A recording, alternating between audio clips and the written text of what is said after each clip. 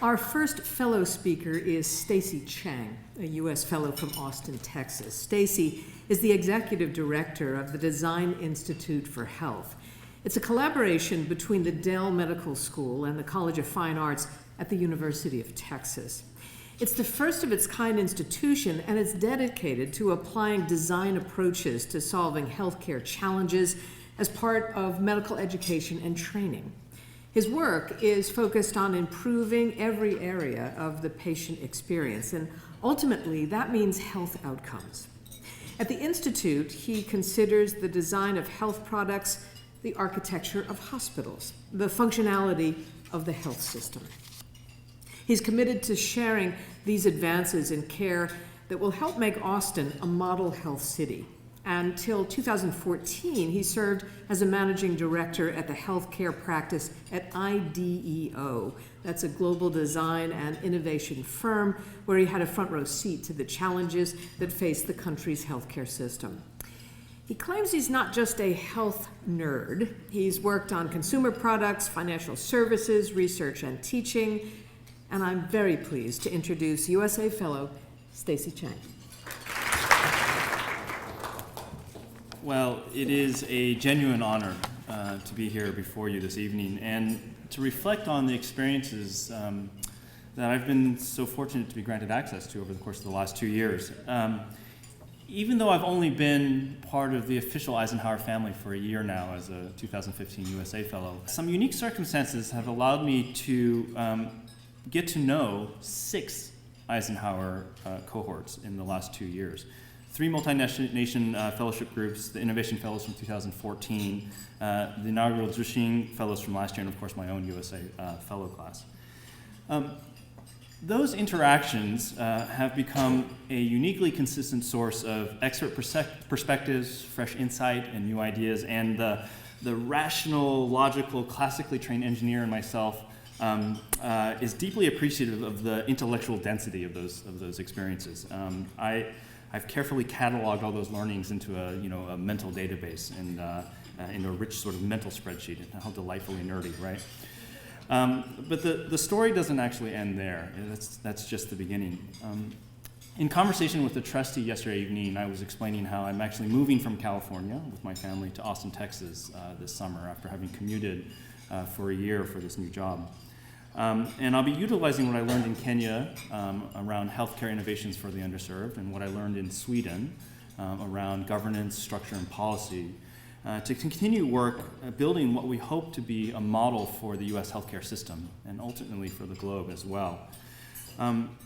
As an aside, it will actually be my 17th permanent address in my life.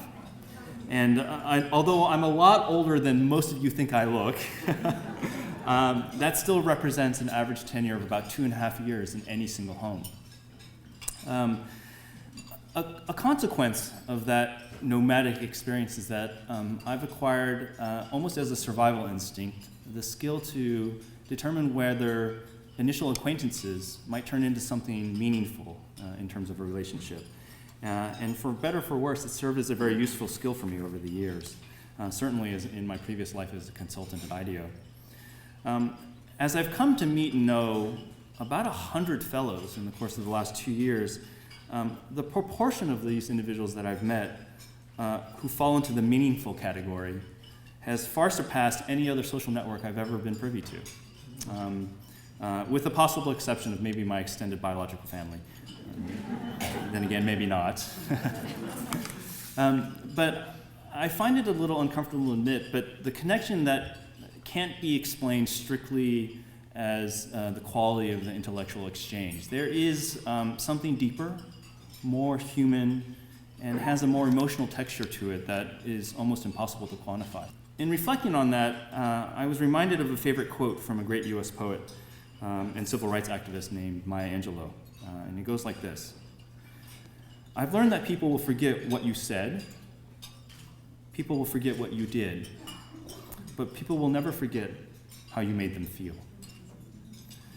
In a walk with Sophia, who's our multi-nation fellow from Belgium, but really Sweden, yesterday, I repeated an observation I made at our opening seminar last year, almost a year ago, about that qualitative texture and that feeling. I honestly believe it's a result of a connection amongst the fellows that comes from a shared commitment to purpose.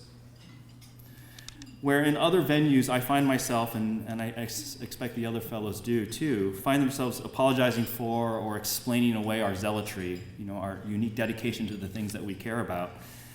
It's utterly unnecessary here. It is inherently understood and appreciated across cultural and geopolitical barriers and boundaries. That is a precious thing to behold and a privilege to experience. I encourage you, my fellow fellows, to savor that and to embed it deeply in your conscience. Because you see, after we leave here, after we leave this warm embrace of the fellowship, many of us will revert to the logical, rational leadership roles that we are all so practiced at. But inevitably, we will come across challenges and obstacles and maybe even self-doubt. And in those moments of uncertainty, we will need something more than cerebral prowess to move forward as agents of change. We will need to dip into the oh-so-human well of emotion and sample the shared purpose of a family like this in order to find the motivation to move on. I know I have already, and it is a mighty thing. Thank you very much.